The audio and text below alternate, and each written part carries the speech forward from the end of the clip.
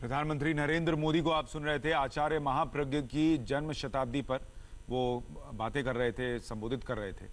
लेकिन आज एक बहुत अहम दिन इस लिहाज से भी है कि आज सर्वदलीय बैठक भी प्रधानमंत्री ने बुलाई है। शाम 5 बजे तमाम दलों के नेताओं से, अध्यक्षों से वो मुलाकात करने वाले हैं।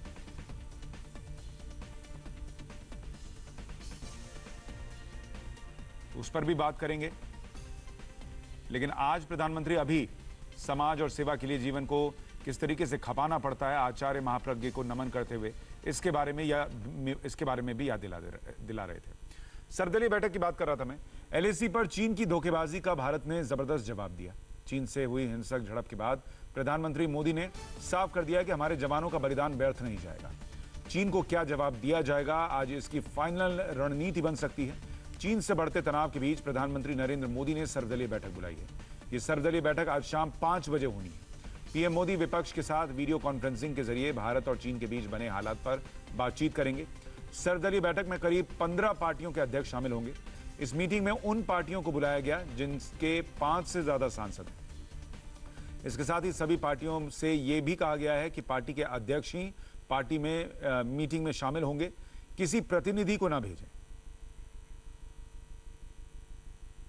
आज शाम को 5 बजे सर्वदलीय बैठक जो होगी, इसमें करीब 15 पार्टियों के अध्यक्ष शामिल होंगे। सिर्फ उन्हीं पार्टियों को न्योता दिया गया है जिनके कम से कम 5 सांसद हैं, वो नेशनल पार्टी हैं। खास बात यह है कि सभी पार्टियों को निर्देश दिया गया है कि उनके कोई प्रतिनिधि ना आए, बल्कि अध्यक्ष खुद इसमें शामिल हो। वीडियो कॉन्फ्रेंसिंग के जरिए प्रधानमंत्री विपक्षी पार्टियों से बात करने वाले हैं। चीन से विवाद को लेकर यह संवाद होने जा रहा है और इसमें उन तमाम पार्टियों को बुलाया गया है जिनके या तो कैबिनेट मंत्री इस वक्त सरकार का हिस्सा हैं, या नॉर्थ ईस्ट की बड़े जो पार्टियां हैं उनको बुलाया गया है, और जिनके 5 सांसद हैं उनके अध्यक्षों को इसमें शामिल होने के लिए कहा गया है। सोनिया गांधी कांग्रेस अध्यक्ष के तौर पर उन्हें न्योता भेजा गया है। अखिलेश यादव को समाजवादी पार्टी की तरफ से न्योता गया है। नीतीश कुमार जेडीयू के अध्यक्ष, हेमंत सोरेन जेएमएम के अध्यक्ष, ममता बनर्जी तृणमूल कांग्रेस के अध्यक्षा हैं। इसके अलावा चंद्रबाबू नायडू इसमें बुलाए गए हैं, टीडीपी के अध्यक्ष। शिवसेना प्रमुख उद्धव ठाकरे को न्योता गया है। चिराग पासवान लोक जनशक्ति पार्टी के अध्यक्ष हैं। सुखबीर सिंह बादल श्रोमणी अकाली दल के अध्यक्ष, चंद्रशेखर राव जो कि टीआरएस के अध्यक्ष हैं, नवीन पटनायक जो कि बीजेडी के अध्यक्ष हैं। इसके अलावा सीपीआईएम के महासचिव सीताराम येचुरी को कहा गया है कि आप भी इसमें शामिल होइए। एनसीपी के अध्यक्ष शरद पवार को न्योता गया है। वाईएसआर के अध्यक्ष जगन मोहन रेड्डी को कहा गया है आप भी शामिल होइए। और एमके स्टालिन जो डीएमके के अध्यक्ष हैं, उन्हें इस ऑल पार्टी मीटिंग में बुलाया गया है। ऑल पार्टी मीटिंग का एजेंडा चीन को लेकर है और इस मीटिंग में विपक्ष पार्टियों को एलएसी पर खूनी संघर्ष के बाद की स्थिति बताई जाएगी। विपक्ष को एलएसी पर टकराव के कारण बताए जाएंगे। चीन के खिलाफ अगले प्लान की जानकारी भी दी जाएगी और चीन के साथ कैसे रिश्ते हों, इस पर बातचीत होगी। ये एजेंडा क्या है वो भी आपके सामने रख रहा हूं। ये सारी बातें, सारे मसले जो हैं वो एलएसी पर जो खूनी संघर्ष हुआ उससे जुड़ी हुई बातें होंगी। प्रधानमंत्री देश की स्थिति क्या है इस वक्त उससे अवगत कराएंगे विपक्षी पार्टियों को, और आगे का प्लान क्या है इसके बारे में भी प्रधानमंत्री जानकारी दे सकते हैं। विपक्षी पार्टियां क्या चाहती हैं इस पर भी चर्चा कर सकते हैं। तो ये सर्वदलीय बैठक बहुत इंपॉर्टेंट होने वाली है। और अगर आप देखेंगे लगातार राहुल गांधी सरकार को घेर भी रहे हैं। वो बार बार ये कह रहे थे कि प्रधानमंत्री डर गए हैं, छिप गए हैं, वो बातचीत नहीं कर रहे। ऐसे में ये मीटिंग क्या उन सवालों का जवाब होगी, क्या उन आरोपों का जवाब होगी, क्या प्रधानमंत्री सामने से खुद बताएंगे कि ऐसी कोई स्थिति नहीं है। कल राहुल गांधी को लेकर बीजेपी बहुत आक्रामक थी क्योंकि राहुल गांधी ने कह दिया था कि हमारे सैनिक निहत्थे कैसे गए। उन्हें याद दिलाया बीजेपी ने कि ये समझौते के तहत है कि वहां पर दोनों तरफ के देश जो हैं वो हथियार का इस्तेमाल नहीं कर सकते। बहरहाल हमारे साथ राजीव प्रताप रूडी बीजेपी के प्रवक्ता जुड़ रहे हैं और मनीष तिवारी कांग्रेस के प्रवक्ता जुड़ रहे हैं इस पर चर्चा करने के लिए। आप दोनों का बहुत स्वागत है। मनीष जी, आज चूंकि विपक्ष को बुलाया गया है और आप विपक्ष की तरफ से हैं, तो पहला सवाल आपसे ही है कि प्रधानमंत्री की इस मीटिंग से आप क्या उम्मीद कर रहे हैं, विपक्ष क्या सुनना चाहता है? देखिए, हम वो सुनेंगे जो प्रधानमंत्री सुनाना चाहते हैं। जो सरहद पे परिस्थिति है बहुत गंभीर है। एक बहुत बड़ा इंटेलिजेंस फेलियर हुआ है। अप्रैल से भारत के पास ये खबर थी कि भारत की सरहद के ऊपर गलवान से लेकर और नाकुला तक चीन अपनी फोर्सेस डिप्लॉय कर रहा है और उसके बावजूद कोई कार्रवाई नहीं की गई। और जो भयानक घटना हुई गलवान में, जिसमें 20 भारतीय सैनिक मारे गए, 100 से अधिक घायल हैं, 10 को बंदी बनाकर कल चीन ने छोड़ा है, इससे भारत की इज्जत को, भारत की आबरू को, भारत की अंतरात्मा को चीन ने ललकारा है और देश इसका जवाब मांगता है। दुर्भाग्यपूर्ण बात है कि आज तक सरकार ने, जो दिल्ली में चीन के राजदूत हैं, उनको बुलाकर भी झाड़ा नहीं है कि किस बर्बरता से हमारे सैनिकों की वहां पे हत्या की है। और ये बात बिल्कुल झूठ है कि 1996 का जो अग्रीमेंट है उसके तहत बगैर हथियारों के आप सरहद पे जाते। जब चीनियों ने हमारे सैनिकों के ऊपर हमला किया और हमारे जो सीओ थे बिहार रेजिमेंट के, उनको मार गिराया, तो ये हैरत की बात है कि अगर हमारे लोगों के पास हथियार थे तो वहां पे गोली क्यों नहीं चलाई गई। कोई अग्रीमेंट, अंतरराष्ट्रीय जगत में कोई कूटनीतिक अग्रीमेंट ये नहीं कहता या आपको इस बात की अनुमति नहीं देता कि आप सेल्फ डिफेंस में गोली चला सकते हैं। तो इसलिए ये सरकार, दुर्भाग्यपूर्ण बात है, पूरा सच भी नहीं बता रही। सर, इसमें कुछ सवाल हैं जो आप कह रहे हैं, क्योंकि अभी राजीव प्रताप रूडी का ऑडियो थ्रू नहीं है। कुछ सवाल जो मैं पूछना चाह रहा था, जैसे आपने कहा कि यहां पर चीन के एम्बेसडर को बुलाकर लताड़ नहीं लगाई, उसमें क्या विदेश मंत्री का चीन के विदेश मंत्री को कैटेगोरिकली कहना कि जो किया गया वो उचित नहीं है और भारत की स्थिति जो है वो बहुत स्पष्ट है कि हमारी तरफ से कुछ भी गलत नहीं हुआ, क्या ये नाकाफी है? दूसरा, विदेश मंत्री ने खुद ये स्पष्ट किया कि वहां कोई भी बिना हथियार के नहीं था, लेकिन जो वहां पर दोनों देशों के बीच समझौता है कि कोई गोली नहीं चलेगी, उसके तहत हमारे सैनिकों ने देश के इस मान को रखने के लिए कि जो समझौता हुआ है उसका पालन हो, उन्होंने गोली नहीं चलाई। बिल्कुल गलत है, बिल्कुल गलत है। और इसलिए गलत है कि जब पाकिस्तान में आपके 2 एम्बेसी के लोग पकड़े गए तो आपने पाकिस्तान के उच्चायुक्त या उनके डिप्टी को यहाँ पे बुलाकर फटकार लगाई। जिस तरह से आपके सैनिकों के साथ व्यवहार किया गया है, बर्बरता पूर्व व्यवहार किया गया है, जो युद्ध की सारी कन्वेंशंस हैं उसके विपरीत व्यवहार किया गया है, क्या आपका उत्तरदायित्व तो नहीं बनता था कि चीन के राजदूत को बुलाकर आप डिमार्श देते? और दूसरी बात यह है कि कौन सी संधि, कौन सा अग्रीमेंट ये कहता है कि अगर आपके ऊपर आक्रमण हो, आपके ऊपर पानी छोड़ा जाए, 300 लोग आपके 50 लोगों को पड़ जाएं और अगर आपके पास हथियार हैं तो आप गोली नहीं चलाएंगे? गोली इसलिए नहीं चली क्योंकि ऊपर से आदेश थे कि आपको सेल्फ डिफेंस में गोली भी नहीं चलानी है। सर, ये तो इसका कोई प्रूफ है सर कि ऊपर से आदेश थे कि सेल्फ डिफेंस में भी गोली नहीं चलानी है? ऑब्वियसली मेरे ख्याल इसमें कोई रॉकेट साइंस नहीं है। अगर आपके सैनिकों के ऊपर हमला किया गया है, आपके एक मेजर को 2 कैप्टन को उन्होंने बंदी बना के ले गए, आपके 100 लोग घायल कर दिए उन्होंने, तो गोली क्यों नहीं चली? सर, लेकिन जिनको गोली चलाने से मना कर दिया गया, अगर इतनी चिंता थी तो उनको यह भी कह दिया जाता कि उनके 40 न मारना, उनके जो ऑब्जर्वेशन पोस्ट है उनको न जलाना, उनके टेंट वहां जला मत देना, लेकिन वो सब तो हुआ, वो हमारे सैनिकों ने किया। तो अगर आप उनके टेंट जला सकते हैं, अगर आप उनके टेंट जला सकते हैं तो क्या आप सेल्फ डिफेंस में गोली नहीं चला सकते हैं? पर सर, टेंट जलाना तो उन्होंने नियम तोड़ा इसलिए है क्योंकि वहां आप एलएसी पर टेंट नहीं बना सकते। नहीं तो क्या उन्होंने नियम नहीं तोड़ा जब 500 लोग उनके आ गए और आपके 50 लोगों के ऊपर उन्होंने बार्ब्ड वायर से और क्लब से हमला किया? और ये पहली बारी नहीं हुआ है।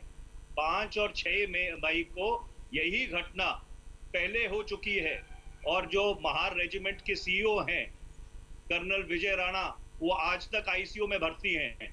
ये पहली बारी नहीं हुआ है। ठीक है सर, एक काम करते हैं, राजीव प्रताप रूडी का ऑडियो थ्रू नहीं हुआ है, एक छोटा सा ब्रेक लेके मैं लौटता हूं और आपके सारे सवाल मैं उनके सामने रखता हूं, वो सरकार की तरफ से जवाब देंगे। मैं एक छोटे से ब्रेक के बाद लौट रहा हूं। मनीष तिवारी भी हमारे साथ हैं और राजीव प्रताप रूडी भी हमारे साथ जुड़ रहे हैं एक छोटे से ब्रेक के बाद।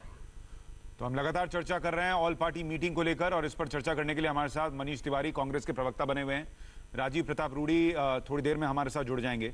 सर अभी तक कुछ ऑडियो में समस्या आ रही है राजीव जी की, तो वो अभी थ्रू नहीं है, इसलिए अभी मैं आपसे ही सवाल पूछ रहा हूं। और ब्रेक पर जाने से पहले हम चर्चा कर रहे थे कि क्यों वहां पर हालात बने, कैसे बने, और आपने कहा कि वहां पर अगर हथियार लेकर गए भी थे सैनिक तो उन्होंने हथियार का इस्तेमाल क्यों नहीं किया।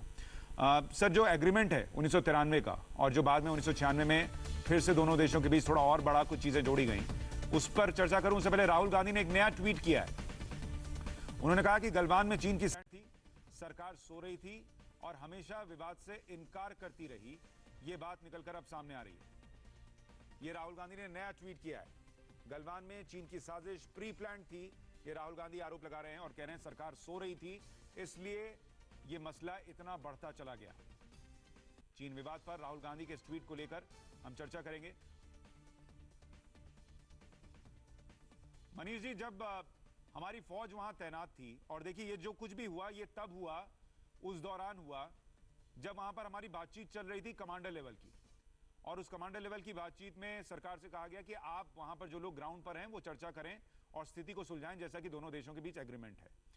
ऐसे में यह कहना कि यह हमला इसलिए हो गया क्योंकि सरकार सो रही थी, क्या इसका मतलब यह है कि वहां पर फौज भी सो रही थी? देखिए, फौज और सरकार में फर्क करने की जरूरत है। फौज आदेश का पालन करती है और फौज जो राजनीतिक लीडरशिप है, जो राजनीतिक नेतृत्व है, उसके आदेश अनुसार काम करती है।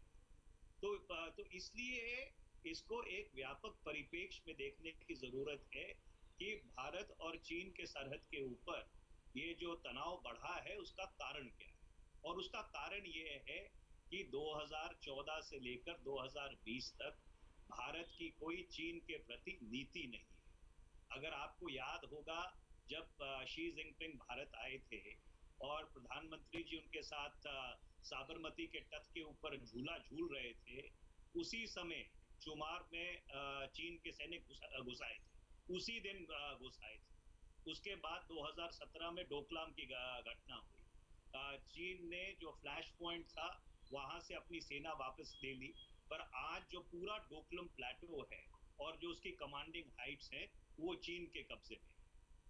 जो जो जो जानकारी सार्वजनिक हुई है उसके लिहाज से 19 अप्रैल से ही भारत के खुफिया तंत्र को ये जानकारी थी कि पूरी भारत सेना चीन सेना के ऊपर बहुत भारी मात्रा में चीन ने अपनी फौज की मूवमेंट की है। तो प्रश्न ये पैदा होता है कि जब 19 अप्रैल को आपके पास ये खबर थी तो आपने इसके ऊपर क्या कदम उठाए। और जो परसों वाकया हुआ है जिसमें हमारे 20 सैनिक मारे गए, ये कोई वाकया पहला नहीं था। आप जयदेव राणा ने जो RNAW से रिटायर हुए थे, उनका संडे गार्डियन का लेख पढ़िए जाके, वो बताते हैं कि 5-6 मई को ऐसे ही घटना हुई थी। प्रवीण स्वामी का लेख पढ़िए जाके, वो बताते हैं कि जो सीईओ थे उस रेजिमेंट के आज तक आईसीयू में पड़े हुए हैं। तो इसलिए जब आप एम्बुश होते हैं, जब कोई दूसरी सेना आपको एम्बुश करती है तो फिर कोई अग्रीमेंट का वो पालन नहीं कर रही। जब वो अग्रीमेंट का पालन नहीं कर रही तो आप क्या कहते हैं किस अग्रीमेंट से बंधे हुए हैं कि आपने सेल्फ डिफेंस में भी गोली नहीं चला सकते।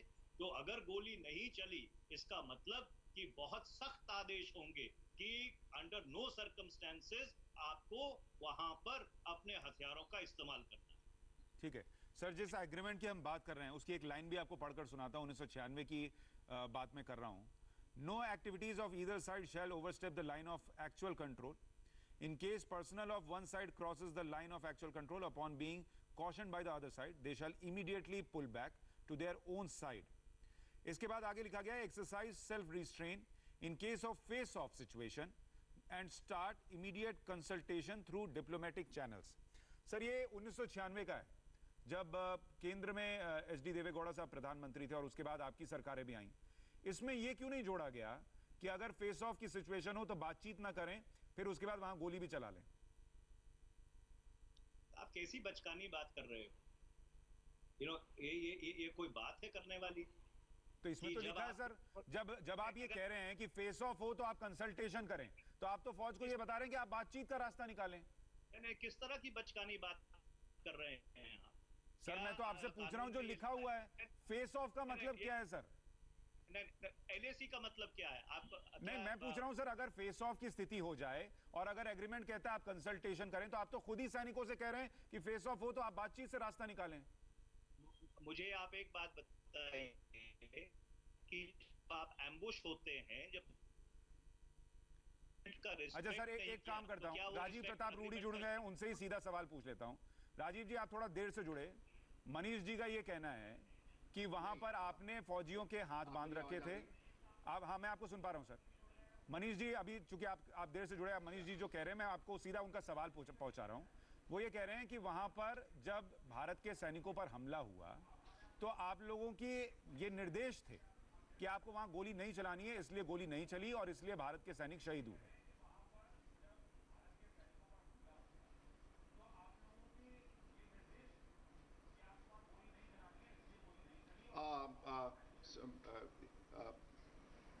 सुशांत, मैं बहुत देर से मनीष जी को सुन रहा था, मेरी आवाज वहां शायद नहीं पहुंच अच्छा। रही थी। अब मेरी आवाज आ रही है? हाँ आ रही है सर। ठीक है साहब। नहीं, मनीष जी ने अपनी बातें रखी, कांग्रेस पार्टी के वरिष्ठ प्रवक्ता हैं और उन्होंने अपने ढंग से अपने बातें रही। उनका पहला शुरुआत हुआ था पीएम से, जो आज मुलाकात होगी राजनीतिक पार्टियों का, वो सुनाएंगे और हम सुनेंगे। तो मैं समझ सकता हूं कि इसमें कुछ पीड़ा है, कुछ दर्द है, और फिर बहुत सारे आरोप उन्होंने लगाए, इंटेलिजेंस फेलियर हैं, और एक विषय पर आके अटक गए। और वो 1996 का जो समझौता है, उसको उन्होंने कहा कि वो वैसा कोई समझौता नहीं है। पता नहीं देशों के बीच में जो ट्रूस हो या लाइन ऑफ कंट्रोल पर जो समझौता हो, और चीन के साथ तो 1975 के बाद, अरुणाचल की घटना के बाद आज तक कोई घटना नहीं हुई, और जब अरुणाचल में 4 लोग मारे गए थे, और उसके बाद से ये पहली घटना हुई है जो अनप्रेसिडेंटेड है। और उस समय देवेगौड़ा जी की सरकार थी और उसमें चिदम्बरम साहब वित्त मंत्री थे, गुजराल साहब एक्सटर्नल अफेयर्स मिनिस्टर थे, और मुलायम सिंह यादव उस समय डिफेंस मिनिस्टर थे। उस समय का समझौता है, ठीक है। कांग्रेस पार्टी और राहुल जी इस बात को स्वीकार करने के लिए तैयार नहीं है कि ऐसा कुछ भी होता है। तो ये देश के फौजी जो पूरे भारतवर्ष में बैठे हैं और सुन रहे हैं, वही उत्तर दे सकेंगे कि ऐसा होता है कि नहीं होता है। मुझे बहुत पीड़ा है, हमारे बिहार रेजिमेंटल सेंटर के जवान मारे गए, अफसर मारे गए हैं, और वो वहाँ डिप्लॉयड थे, और वो बटालियन और जो है वो दानापुर में है, पटना में है। मैं जानता हूँ मनीष जी की बात वहाँ तक भी समझ में आती है कि उनका पीड़ा है कि हमारे फौजियों के पास बंदूक नहीं थे, हथियार नहीं थे, और हथियार थे तो उनको चलाने का आदेश नहीं दिया गया। मैं एक साधारण इंसान हूँ, और अगर मुझे कोई मारेगा और मेरे पास हथियार होगा तो मैं मरते मरते जो मार रहा हूं, तो मैं हथियार का भी उपयोग करूंगा। अगर हथियार का, और यहां सबके पास हथियार हो, चीन के पास हथियार हो, भारत के फौज के पास हथियार हो, और हम गोली ना चलाएं जब मेरी अंतिम सांस चल रही हो, तो शायद ये किसी को भी भारतवर्ष में, और पूरे फौज के लोगों से जो इस समय मनीष जी की चर्चा को सुन रहे हैं, उनसे ये बात उनको जरूर सुनाना चाहिए कि मनीष जी का ये कहना है कि हमारे भारत की सरकार ने देश की फौज को मना किया है कि तुम्हें गोली नहीं चलाना है, और सख्त आदेश है।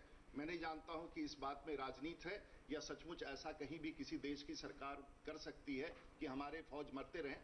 और उधर भी मौतें हुई हैं, उधर भी मारा गया। इनका एक बार कि ये प्री प्लान था, इनके नेता ने कहा है कि ये प्री प्लान था। तो अगर प्री प्लान था तो ये मंच तो सबके पास है। अगर प्री प्लान था, मुझे पता है कि ओलंपिक्स जब 2008 में होने वाला था तो कांग्रेस पार्टी की नेतृत्व वहां चीन गई थी, और द साइडलाइंस ऑफ ओलंपिक्स एक पैक्ट साइन हुआ था कम्युनिस्ट पार्टी ऑफ चाइना और कांग्रेस के बीच में। हो सकता है उसके आधार पर राहुल जी को पता हो जाता होगा कि वहां किस प्रकार से चीन की गतिविधि है। तो देश के नेता हैं, उनको हम सब लोगों को और मनीष तिवारी जी के माध्यम से बता देना चाहिए था कि ये बड़ी साजिश चल रही है। और जो मनीष जी कह रहे हैं, ये भारत के फौज पर उंगली उठा रहे हैं। और मुझे लगता है कि जो चीन के साथ हमारे संबंध हैं, ये पिछले 60 साल की विरासत है। इसमें ये लेगेसी है जिसको अंग्रेजी में हम कहते हैं। और लेगेसी 1950 से लेकर 1960 तक, जब अक्साई चीन का 35,000 स्क्वायर किलोमीटर गया, वहां से लेके काराकोरम रेंज में जो पाकिस्तान ऑक्युपाइड कश्मीर है, वो जब पाकिस्तान ने चीन को दिया, ये लंबा सिलसिला, ये लेगेसी है। ये मनीष जी ने नहीं, हमने नहीं खड़ा किया, ये मनीष जी, ये नेहरू जी के समय से। और आज जो इनका सवाल है, ये सवाल उठा रहे हैं भारत की फौज पर, ये सवाल उठा रहे हैं। देश के प्रधानमंत्री ने मना किया फौजियों को कि तुम मरने चले जाओ वहां और तुम अपना हथियार, ये सब चीजें शायद बहुत तर्क वाली नहीं दिख रही हैं, लेकिन अगर मनीष जी कांग्रेस के प्रवक्ता के रूप में अगर ये बात देश को कहना चाह रहे हैं, हो सकता है उनकी बात को कुछ लोग स्वीकार करें। लेकिन मैं राहुल जी की बात और मनीष जी की बात को सिरे से खारिज करता हूं कि वहां हथियार लेकर के हथियार चलाने की संधि थी और भारत ने उस संधि को स्वीकारा है, और जिसमें हमारे जवानों की बलि हुई है, और चीन ने हमारे साथ धोखा किया है। और धोखा का जवाब देने के लिए देश के प्रधानमंत्री, अगर आप मुझे अनुमति देंगे क्योंकि मैं लंबा बोल गया, तो मैं मनीष जी के और उत्तर दूंगा कि देश के पहले सर उस सवाल पर रहता हूं। अभी भी उसका आपने कहा कि ये संभव ही नहीं है कि प्रधानमंत्री ने कहा हो कि आप जो है वो गोली ना चलाएं। आप कह रहे हैं संधि थी इसलिए गोली नहीं चली। मनीष जी ये कह रहे हैं कि जब जान पर बनाई तब संधि का पालन क्यों किया जा रहा था, तब गोली क्यों नहीं चलाई गई? सही सवाल है, सही सवाल है। तो अगर चीन के फौज के लोग के पास ऐसा नहीं है कि सिर्फ भारत के फौज के पास उस समय बंदूकें थी या गोलियां थी, चीन के पास भी तो ऐसा क्यों नहीं खबर मिला कि चीन की तरफ से गोली चली और हमारा एक सिपाही गोली से मरा? ये तो आ रहा है कि जिस प्रकार से दूसरे प्रकार के रॉड्स हों, किलो वाले ग्लव्स हों, उससे झगड़ा हुआ। लेकिन मनीष जी की हो सकता है अधिक जानकारी हो, तो वो मुझे हम सबको बता दे कि उनको कैसे पता था कि कहां से निर्देश गया, भारत के किस कमांड ने उनको खबर किया था कि वहां गोली चलाने का निर्देश नहीं है। ये तो समझौते की बातचीत आज से नहीं, चाहे डोकलाम में हो, चाहे सिक्किम की घटना हो, हर जगह सर उनका रिस्पॉन्स ले लेते बातचीत होता हैं। मनीष जी रहा, आपको कैसे पता चला कि ये निर्देश और था? आक्रमण और एक शब्द अंतिम, आक्रमण भारत पर नहीं हुआ। मनीष जी ने शब्द का उपयोग किया, आक्रमण हुआ है। भारत पर किसी की ताकत नहीं है आक्रमण करने का। तो ये शब्द मनीष जी अगर वापस ले ले तो बेहतर होता, क्योंकि आप अपने शब्दों से पूरे भारत के आर्म फोर्सेस का मोराल को गिराने का कहीं ना कहीं आपके शब्दों में वो दिख रहा है। राजनीति से हम परे हट जाए, और इतना ही आपसे आग्रह है। और शाम को राजनीतिक पार्टी की मीटिंग में मैं चाहूंगा कि आपके नेता सब बात बोल दें। प्रताप रूडी जी और भारतीय जनता पार्टी की पुरानी आदत है कि ये राष्ट्रवाद के पीछे छुपने की कोशिश करते हैं।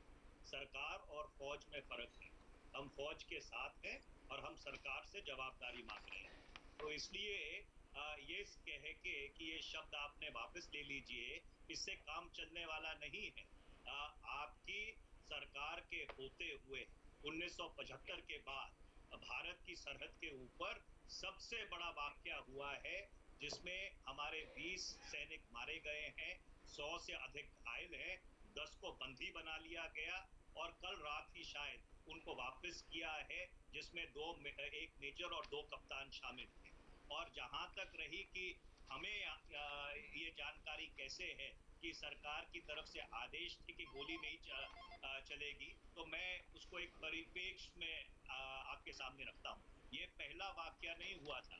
जैसे मैंने पहले कहा कि 5-6 मई को गलवान में ही इस तरह की परिस्थिति बनी थी, जहां पे महार रेजिमेंट के सीओ क्षतिग्रस्त हुए थे और हमारे कई और जवानों को चोट आई थी।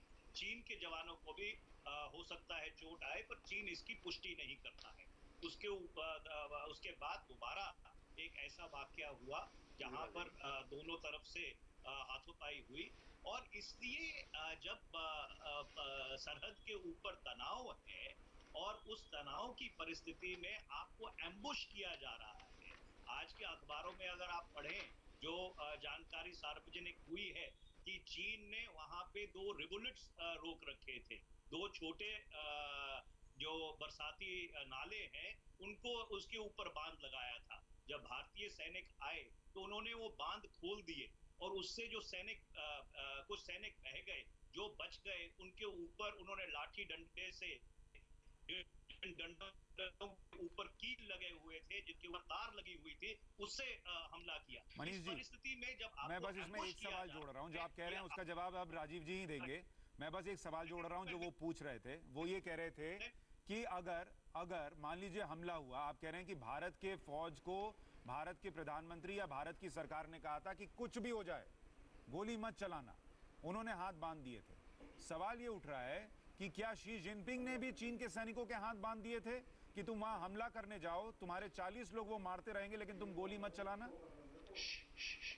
देखिए, मैं इस बात में नहीं जाना चाहता कि चीन की तरफ से कितने मरे, क्योंकि वास्तविकता ये है कि भारत की फौज ने जितने हमारे लोग मारे गए, जितने क्षतिग्रस्त हुए, जिनको बंदी बनाया था, जो वापस आए हैं, उसकी औपचारिक तौर पर पुष्टि की। चीन की तरफ से कोई पुष्टि नहीं हुई है और चीन ये पुष्टि करता भी नहीं है। तो इस बहस में जाना कि अच्छा चलिए चीन सर, के एक भी नहीं कितने मरा, सैनिक मैं कह रहा हूं मारे चीन ने तो फिर भी गोली नहीं चलाई। कुछ लोग, कुछ हाथापाई हुई, जो भी हुआ, उनको चोटें आई होंगी, गोली नहीं चलाई। उनके हाथ भी शी जिनपिंग ने बांध दिए थे। देखिए, जब आप 500 लोग जाते हैं 50 लोगों के खिलाफ, तो आपको गोली चलाने की जरूरत नहीं है। जब आपने एम्बुश ले किया हुआ है, जब आपने पानी छोड़ दिया, वहां पे अफरा तफरी मच गई, लोग भागने शुरू हो गए, जो बाकी लोग थे आप लाठी डंडे के साथ उनके पीछे गए। तो जब आप 500 लोग हैं तो आपको 50 लोगों के ऊपर गोली चलाने की जरूरत नहीं है। पर अगर आप 50 लोग हैं तो अपने सेल्फ डिफेंस में ऐसा कोई अग्रीमेंट नहीं कहता, कोई अंतरराष्ट्रीय अग्रीमेंट आप युद्ध से जुड़ा हुआ देखे पूरी दुनिया के इतिहास में उठा के देख लीजिए। और मेरी बहुत पर सर अगर वो एक 50 गहरी लोग समझ- 50 लोग कोई इतना agreement मार नहीं रहे कहता हों, कि अगर अगर हम फौज पर ही आपकी यकीन करें सर, फौज के लोग ये बैठकर बता रहे हैं कि उन 50 लोगों ने इतनी वीरता से लड़ाई लड़ी कि वहां चीन के होश फाख्ता हो गए, उनको यकीन नहीं हो रहा था कि ऐसा रिस्पॉन्स मिलेगा, और आप कह रहे हैं कि उनमें उनको गोली चलाने की जरूरत नहीं पड़ी। आपको सुनकर ऐसा लग रहा है कि आपको यकीन है कि भारत के लोग पिट रहे थे और चीन वाले पीट रहे थे और हमने गोली नहीं चलाई, और चीन जो है वो सुपीरियर हैंड था। देखिए, फालतू का क्या कहते हैं बात करने की कोशिश मत कीजिए। सवाल ये है कि जो सरहद के ऊपर परिस्थिति है वो बहुत संवेदनशील है। इसीलिए इसमें तो जो पूछ रहा हूं सर, फैक्ट अगर है, संवेदनशील है और आप ये कहेंगे कि देश की सरकार ने सैनिकों के हाथ बांध दिए इसलिए गोली नहीं चली और वो मर गए, तो लोग पूछेंगे ना सर कि उधर से गोली क्यों नहीं चली। वास्तविकता सामने आनी चाहिए ना सर। तो सरकार को जवाब देना चाहिए ना। सरकार को जवाब देना चाहिए कि क्यों हमारे सैनिक मारे गए, क्यों हमारे सैनिक घायल हुए, क्यों हमारे सैनिक बंदी बनाए गए। क्या इसका जवाब सरकार की तरफ से नहीं आना चाहिए? ठीक है, नहीं विपक्ष सरकार की तरफ से जवाब तो आना चाहिए सर, लेकिन विपक्ष जो कहता है उसका आधार भी तो होना चाहिए। विपक्ष अगर कहे कि हम यहां से कह दिया गया गोली नहीं चलाइए, तो इसका कोई सबूत तो दे विपक्ष। नहीं नहीं, तो इसका कोई सबूत देने की जरूरत है? आपके अखबार नहीं पढ़ते हैं? आप जो जो चीज सार्वजनिक होती है उसको नहीं देखते हैं? पर हाँ, अगर आपको सरकार की वकालत करनी है, नहीं इसमें अगर आपके वकालत नहीं है चैनल सर, इसलिए मैं राजीव प्रताप रूडी से भी पूछ रहा हूं, आप जो आरोप लगा रहे हैं उसका आधार पूछ रहा हूं, वो जो जवाब देंगे देखिए, उनसे का आधार पूछूंगा। राजीव जी, मनीष, राजीव जी, राजीव अगर जी, अगर मनीष जी, अगर अगर अगर अगर इस मनीष, कार्यक्रम में मेरे को मनीष, मालूम होता मनीष कि जी, दो मनीष, भाजपा के मनीष, प्रवक्ता मनीष, रहेंगे, सर ये तो शायद पुराना मनीष, तरीका है सर, ये कांग्रेस का मनीष, पुराना तरीका है कि जब कांग्रेस से नहीं, सवाल पूछ लो तो आप मनीष, कहते हैं वो मनीष, भाजपा का प्रवक्ता हो गया। राहुल गांधी ने कल लिखा वहां बंदूक मनीष, लेकर नहीं गए थे, विदेश मंत्री ने कहा बंदूक लेकर गए थे, मनीष, तो क्या आप राहुल उनसे गांधी से सवाल ना पूछें? राजीव जी, मनीष, राजीव जी, राजीव जी, राजीव जी, सुशांत, ठीक है। मनीष, मनीष, मनीष जी, प्लीज, देखिए मुझे कोई मनीष, फर्क नहीं पड़ता आप मुझे क्या कहते हैं, मेरा काम है सवाल पूछना दोनों तरफ से। मैं आपसे भी पूछूंगा, अगर आपको बुरा लगता है तो मैं कुछ नहीं कर सकता सर। राजीव जी मुझे ये बताइए, एमओएस डिफेंस का बयान है, मनीष, एक minute sir, Manish, MOS defence का ये बयान है राजीव जी कि ये सोची समझी साजिश थी चीन की। अगर ये सोची समझी साजिश थी तो फिर सरकार को ने वहां पर व्यवस्था ऐसी क्यों नहीं की कि उस साजिश को नाकामयाब किया जा सके, उसको खत्म किया जा सके। ये एमओएस डिफेंस का बयान है सर। मनीष, हाँ मैं मनीष जी उत्तेजित रहे हैं, वो ऐसे जनरली होते नहीं है। आप ये कभी कभी उत्तेजित होकर फालतू बातें ना करें, ये सब आपके शब्द नहीं है। मैं तो रोज टीवी पर कहता हूं कि बैठना है तो मनीष तिवारी के साथ बैठो। तो और आपने कहा कि भारतीय जनता पार्टी की पुराना ये छिपना चाहते हैं। मैं एक सवाल मनीष जी, आपने जोर जोर से भारत के और इस चैनल पर लोगों को बताया कि 500 लोग, 50 हमारे थे, 500 था। आप ये आंकड़े बार बार कह रहे हैं हमें एम्बुश कर दिया गया। 20 तो हमारे शहीद हुए, 70 घायलों की संख्या है, और भी लोग होंगे। तो आप 50 और 500 के आंकड़े कहां से लेके आए कि हमारे पास फौज कम है, उनके पास फौज है? 70 तो आप स्वयं कह रहे हैं और फिर कह रहे हैं कुछ और भी लोग हैं। तो ये आंकड़ों का खेल पर लोगों को अगर गुमराह करेंगे तो मैं तो गणित में कमजोर हूं। भारत के जितने दर्शक है वो तुरंत जोड़ लेंगे कि आप कह रहे हैं 50 हमारे थे, 500 उनके थे, कहने के मतलब हमारे फौजी नहीं थे। तो ये मनीष इस प्रकार से आप नहीं बोले, आपके राहुल जी बोल सकते हैं लेकिन आप मत बोले। और जितनी बातें हम कर रहे हैं ये हमारे डिफेंस के मनोबल को कम करेगा। देखिए मैं एक छोटा सा मनीषी, आपसे ज्यादा तो मैं बिल्कुल ही नहीं पढ़ता हूं। 2003 से लेकर के 2014 तक भारत में 30 बार फेस ऑफ हुआ है चीन के साथ। ठीक है, हमने भी सवालें उठाई होंगी, हमारा भी व्यवहार ऐसा ही होगा जैसे आपका है, लेकिन सवाल है कि उसके बाद भी देश चलता रहा, उसके बाद भी हम चर्चा करते रहे। आप कुछ बातें ऐसे, मैं समझ सकता हूं कि आपके नेता ने कल कोई ऐसा बयान देना है जिसके कारण एक प्रवक्ता बर्खास्त हो गया आपके पार्टी के, क्योंकि उनको डिफेंड नहीं किया गया। और कल से ये चला हुआ है कि जो उन्होंने कहा है उसको बार बार दोहराते रहो। नहीं मानेगा कोई देश का फौजी जो आप कह रहे हैं, नहीं मानेगा राजीव प्रताप रूडी, नहीं मानेगा पार्लियामेंट जो आप कह रहे हैं। आप बोल सकते हैं, आपका काम है, आप डिफेंड करें। आपने कुछ सुशांत जी, आपने एक सवाल किया था जो मैं लास्ट में नहीं सुन पाया। जी मनी जी बोलिए, आपकी आवाज आ रही है? मेरे को जो नहीं, आपने कुछ सवाल किया था मनीषी का, मैंने उत्तर दिया। मैंने सवाल ये पूछा था सर कि अगर ये प्री प्लान था जो एमओएस गृह मंत्रालय के कह रहे हैं, तो फिर उस साजिश को नाकाम क्यों नहीं कर पाई सरकार? देखिए इस ये बिल्कुल सही है। अब इसका उत्तर सर ये राजीव जी से पूछ रहा हूं। एक सेकंड मनीष, नहीं मैं आपको एक बात कहना चाहता हूं। देखिए अगर ये जब सरकार की तरफ से पारदर्शिता से इंफॉर्मेशन नहीं आती है, सूचना नहीं आती है, तो जो सुरक्षा से जुड़े हुए विशेषज्ञ हैं, जो लोग वहाँ पे जनरल ऑफिसर्स कमांडिंग रह चुके हैं, चाहे जनरल पनाग है, चाहे जनरल प्रकाश मेनन है, चाहे आर्मी चीफ बीपी मलिक हैं, या कर्नल अजय शुक्ला हैं, या ब्रह्मा चेलनी हैं जो बहुत बड़े स्ट्रेटेजिक अफेयर्स के एक्सपर्ट हैं, प्रवीण साहनी है। आप इनकी जो राइटिंग्स हैं उनको पढ़िए। और वास्तविकता ये है, चीन ने 40 से 60 किलोमीटर जो भारत की टेरिटरी है, जो भारत अपनी एलएसी मानता है, 40 से 60 किलोमीटर भारत की जमीन के ऊपर कब्जा किया है। मनीष जी मैं माफी मांग रहा हूं क्योंकि समय खत्म हो गया, और मैंने राजीव जी से जानना चाहा था कि अगर ये प्री प्लान था तो सरकार इसको रोक क्यों नहीं पाई, पर समय नहीं बचा। लेकिन मैं उम्मीद करता हूं आज प्रधानमंत्री के साथ सर्वदलीय बैठक होगी तो ये सवाल वहां भी उठेगा और प्रधानमंत्री इसका जवाब जरूर देंगे और स्थिति स्पष्ट हो पाएगी। आप दोनों मेहमानों का बहुत शुक्रिया इस चर्चा में जुड़ने के लिए। फिलहाल हम एक छोटे से ब्रेक के लिए रुक रहे हैं। ब्रेक के उस पार आपको ले चलेंगे बिहार के वैशाली और दिखाएंगे गलवान के शहीद जय किशोर सिंह की अंतिम विदाई में कैसे उमड़ा लोगों का हुजूम।